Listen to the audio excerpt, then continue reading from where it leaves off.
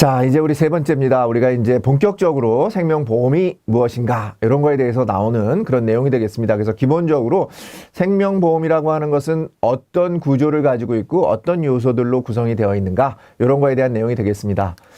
자, 생명보험 계약 관계자라고 하는 것은 우리가 계약 관계자라고 하는 건 뭐겠습니까? 예, 우리가 생명보험이라고 하는 상품이죠. 상품이라고 하는 것을 가입하기 위해서는 이 상품에 대한 소비자가 있을 수 있죠. 그걸 우리가 뭐라고 하냐면 계약자라고 합니다. 그죠? 그 다음에 이 상품을 공급해주는 사람, 우리가 소비자가 계약자니까 공급해주는 사람을 우리가 보험회사라고 합니다.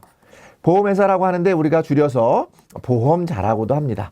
근데 이 상품에 가입할 때 계약자는 내가 피보험자, 내가 보험의 대상이 될 수도 있지만 제3의 다른 사람, 그죠? 제가 만약에 제 자녀 또는 제 아내, 그죠? 그 다음에 아니면 제 부모를 대상으로 해서 보험을 가입시킬 수 있겠지 않겠습니까? 그럴 때 보험의 대상이 되는 사람을 우리가 피보험자라고 한다.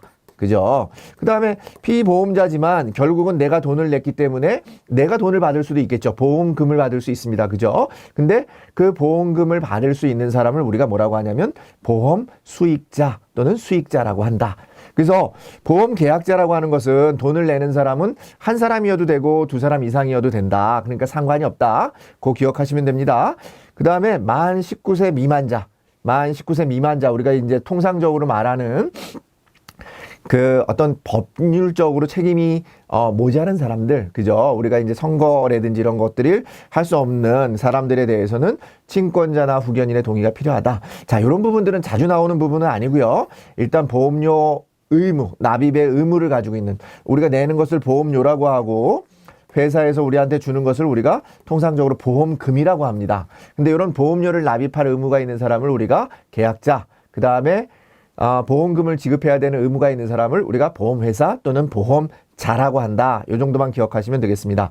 피보험자는 조금 전에 말씀드린 것처럼 보험사고의 대상이 되는 자로서 1인 또는 2인 이상 똑같습니다. 계약자나 상관없이 한 사람을 지정하거나 아니면 두 사람 이상을 했을 경우에도 제한이 없고요. 계약자는 피보험자 기능, 계약자는 나를 대상으로 해서도 보험을 가입할 수 있죠. 여러분들 그런 경우 많지 않습니까? 그렇기 때문에 계약자하고 피보험자는 같을 수 있다. 타인을 피보험자로 하는 사망보험의 경우, 그냥 보험이 아니라 사망을 하는데 내가 사기를 칠 수 있잖아요. 그죠? 내가 보험을 슬쩍 가입해놨다가 그 사람을 어떻게 다른 사람한테 사주를 시켜가지고 죽이게 할 수 있잖아요. 그러면 안 되겠지만 그런 일들이 우리가 드라마나 이런 데서 많이 볼 수 있는 거 아니겠습니까? 그래서 타인을 피보험자로 하는 사망보험의 경우에는 반드시 그 타인의 서면 동의가 필요하다. 구두 동의 아니고요. 구두 동의 아니고 반드시 서면으로 작성한 동의서가 필요하다라고 하는 거 꼭 기억하시면 좋겠습니다.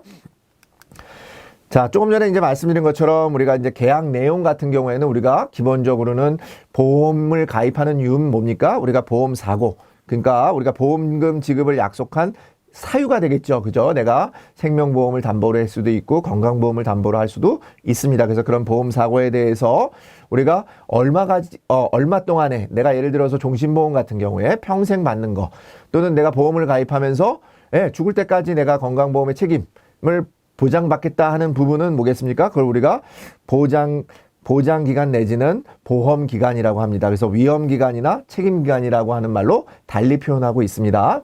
보험기간 이코르 위험기간, 책임기간 이렇게 같이 기억하시면 되겠고 우리가 이제 보험료를 내는 기간이 있죠. 그죠? 보험기간 내내 내는 것도 있지만 대부분은 우리가 보통은 한 10년 정도 보험료를 납입하고 있습니다. 그래서 보험 계약자가 보험료를 납입하는 기간을 우리가 보험료 납입 기간. 그래서 그럼 당연히 보험료 납입 기간하고 보험 기간은 일치하지 않겠죠. 일치할 수도 있지만 일치하는 것은 아니다. 그렇게 기억하시면 되겠고 보험회사가 우리한테 주는 돈을 보험 금액이라고 얘기하고 있고요. 여러분들이 보험회사에 내는 돈을 우리가 보험료라고 하는데 여기서 하나 기억해야 되는 것은 기본적으로 보험료를 산출하는 원칙은 1년 납을 원칙으로 하고 있습니다. 매년 연납을 원칙으로 그런 기준을 정해서 보험료를 책정하고 있다. 이런 정도까지만 기억하시면 되겠습니다. 자, 조금 전에 말씀드린 것처럼 이제 계약 관계자 중에 계약자가 있었고 피보험자가 있었고 그 다음에 우리가 보험 수익자, 아까 말씀드린 것처럼 보험금을 청구해서 받는 사람, 우리가 마찬가지로 1인이나 2인 관계 없습니다. 그리고 제한도 없습니다. 그 다음에 우리가 이제 기본적으로는 보험회사, 우리가 이제 이 상품을 판매하는 보험금을 지급할 책임을 지닌 그런 당사자, 보험회사라고 얘기했습니다. 다른 말로는 우리가 보험자라고도 얘기했습니다. 같이 기억하시고요. 우리는 반드시 금융위원회에 사업 허가를 필요로 하고 있습니다. 자, 우리가 틀린 지문 한번 살펴보겠습니다. 보험회사가 사업을 영위하기 위해서는 사전에 어디에 우리가 허가를 받아야 된다고 했습니까? 금융위원회, 생명보험협회가 아니라 금융위원회에 받아야 된다. 이렇게 말씀드렸고요. 보험기간은 계약자가 보험료를 납입하는 기간, 보험료를 납입하는 기간을 뭐라고 했습니까? 보험기간이 아니라 보험료 납입기간 이렇게 얘기했습니다. 그래서 보험기간이라고 하는 것은 아까 책임기간이나 위험기간과 동일한 얘기다. 이렇게 동일한 개념이다. 말씀드렸고요. 자, 일시납보험료라고 하는 것은 한 번에 보험료를 내는 거예요. 그러면 내가 달달이 내는 거, 여러분들 할부 내면 보험료 전체적인 원금이 많아집니까? 적어집니까? 할부로 낼 때는 처음에 우리가 일시금으로 낼 때보다 일시불로 지불할 때보다는 어떻습니까? 할부로 낼 경우에는 돈을 더 많이 내죠. 그죠? 왜냐면 우리가 그만큼의 어떤 혜택을 주어지기 때문에 그렇죠. 그래서 여러분들도 뭐 무이자 할부 이런 얘기 하시잖아요. 근데 무이자 할부는 많지 않잖아요. 그죠? 보험료라고 하는 것도 마찬가지입니다. 일시납으로 보험료를 내는 거니까 우리가 월납으로 납입할 보험료보다는 어떻습니까? 당연히 적겠죠.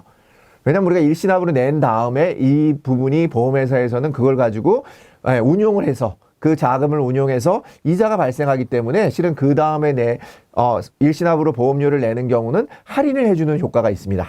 할인이에요. 할증이 아니라 이자가 생기기 때문에 할인하는 효과가 있다. 근데 월납일 경우에는 그 할인의 혜택이 없기 때문에 좀 더 많이 낸다. 이렇게 기억하시면 되겠습니다. 자, 보험료의 산출 기초가 되는 예정 사망률이 우리가 아까 보험료는 어떻게 산출한다고 했습니까? 예정 사망률 자체를 1개월 단위로 사망률을 우리가 측정하기가 어렵지 않겠습니까? 그래서 1년 단위로 측정되었기 때문에 우리가 보험료는 매월 1회 납입하는 것이 원칙이다. 이렇게 되어 있습니다. 그래서 매월 1회가 아니라 매년 1회. 이렇게 여러분들 기억하시면 되겠습니다. 자, 이상으로 제 3 키포인트를 마치도록 하겠습니다.